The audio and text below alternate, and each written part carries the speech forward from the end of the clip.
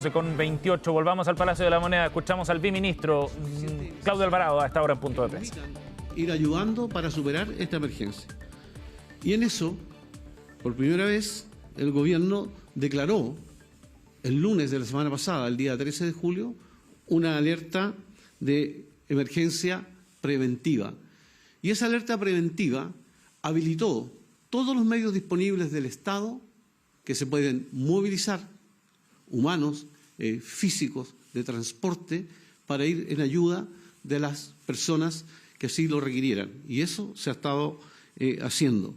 En segundo lugar, con ese decreto de emergencia preventiva se habilitaron la disponibilidad de los fondos de emergencia que dispone el Ministerio del Interior y que se van clasificando y se van aceptando a través de los planteamientos de los alcaldes a los CODRI y a la Mesa Técnica Nacional. Y eso está funcionando.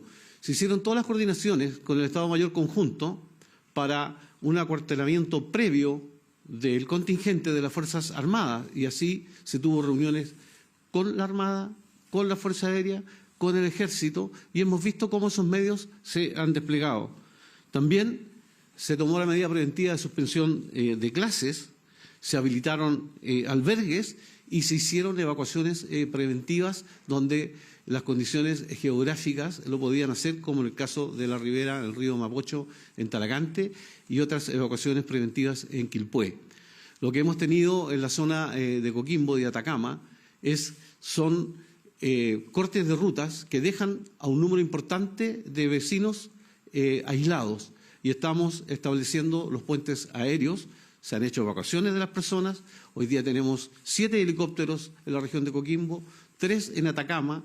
Hay maquinaria pesada del Ejército que está en desplazamiento en la zona y tenemos un contingente militar operando antes del decreto de este estado de excepción constitucional en un número cercano a las 500 personas y con disponibilidad de otros en la medida que esto sea necesario. Por lo tanto, el Gobierno está tranquilo desde el punto de vista de las medidas que ha tomado. Indudablemente que la magnitud del fenómeno climático genera todas las situaciones que hemos visto durante los días en televisión. Son imágenes que impactan, son imágenes que conmueven, son imágenes que motivan a actuar y el Gobierno ha estado actuando dentro de todas sus posibilidades y en coordinación con las autoridades locales. Pero de la crítica no podemos estar exentos.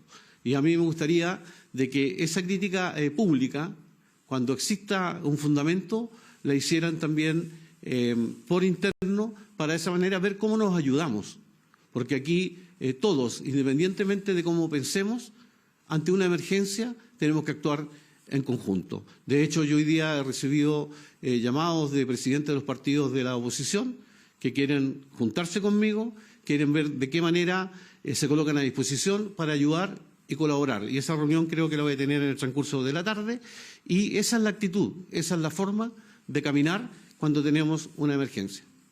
Ministro, buenos días. Usted hablaba de algunas personas que se encuentran en zonas que quedaron aisladas de los cortes de rutas. Quería preguntarle sobre dos aristas de aquello.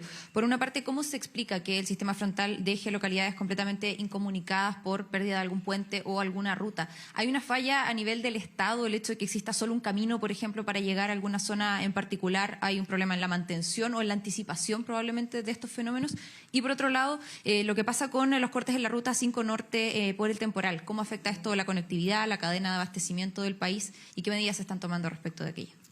Bueno, el ministro de Obras Públicas está radicado en la zona donde tenemos el problema principal para planificar la reposición de todos estos cortes.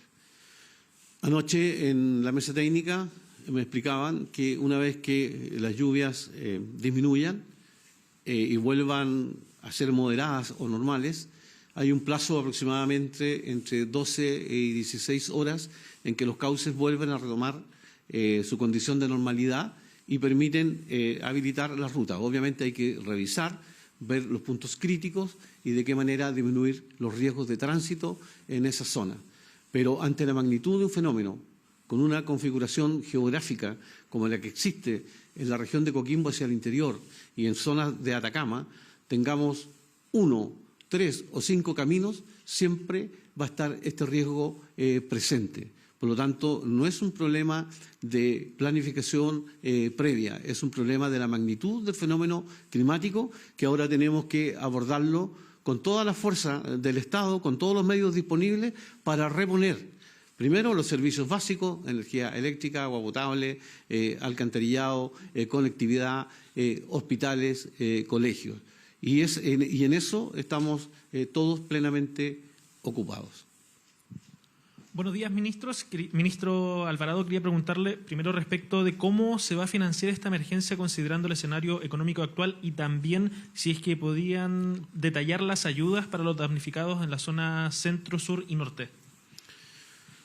A ver, primero, desde el punto de vista del financiamiento, cuando hay una emergencia y el país tiene estrechez económica, tendremos que hacer las readecuaciones presupuestarias suficientes y necesarias para atender esa emergencia. Por lo tanto, a las familias afectadas les quiero dar la tranquilidad y la seguridad que el Gobierno no las va a abandonar y las va a acompañar en superar esta situación de dificultad. Aquí es muy importante tener un orden en cómo se enfrenta una situación de estas características. Me acompaña la ministra de Desarrollo Social, que con sus equipos están haciendo una fuerza de tarea importante en las distintas regiones afectadas para colaborar con los municipios en levantar las fichas básicas de emergencia. Con esa ficha se puede determinar el valor de la afectación que tiene cada familia, cada vivienda. Con respecto al valor me refiero a la magnitud del daño. En segundo lugar, tomada esa ficha, subida al sistema, recepcionada en Senapred, se autoriza, ¿no es cierto?, el pago de bonos de recuperación de enseres que van en un rango de 335.000 pesos hasta 1,5 millones de pesos. Esa es la primera fase. En segundo lugar, viene después todo el análisis y determinar las ubicaciones exactas donde hubieron viviendas con destrucción total para ir en apoyo con viviendas de emergencia de manera transitoria mientras volvemos a una situación de carácter definitivo. También está toda la planificación de medios y equipos y maquinarias para recuperar la conectividad, y en eso está el ministro de Obras Públicas. Y posteriormente veremos un sistema de bolsillo electrónico que permita a las familias enfrentar aquellos gastos de mayor magnitud. Por lo tanto, volviendo a la pregunta original, no obstante la situación fiscal del país, la magnitud de la emergencia, el sufrimiento y el daño que tienen hoy día a las personas, el Gobierno va a estar presente para colaborar y ayudar. Y si hay que apretarse el cinturón en otros ítems del presupuesto, lo haremos para privilegiar la situación de emergencia. Escuchábamos al biministro, al ministro de Interior y vocero de Gobierno, Claudio Alvarado, sobre las decisiones que está adoptando el Gobierno para dar una respuesta ante esta crisis y la emergencia que se ha vivido producto de estas fuertes lluvias, sobre todo en el norte del país. El ministro planteaba que ya se están adoptando una serie de pasos. Es importante tener un orden, decía, de cómo se va a enfrentar esta situación de emergencia, y detallaba que allí el Ministerio de Desarrollo Social está enfocado ya en levantar con sus equipos las fichas FIDE. Luego va a permitir determinar la magnitud del daño, el valor de los apoyos que se requieren a través del bolsillo de electrónico, ir activando esos traspasos de recursos.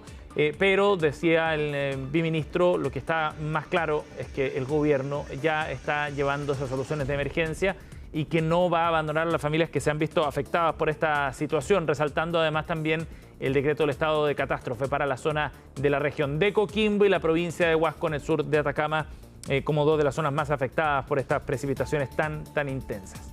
Con esta información nos vamos a ir a una pausa. Son las 11:37, imagen en vivo desde Santiago. 8,7 la temperatura acá en la capital, con lluvias intermitentes. Se esperan chubascos y precipitaciones en algunas zonas más fuertes para todo el día acá en la región metropolitana. Pausa y volvemos con más al regreso.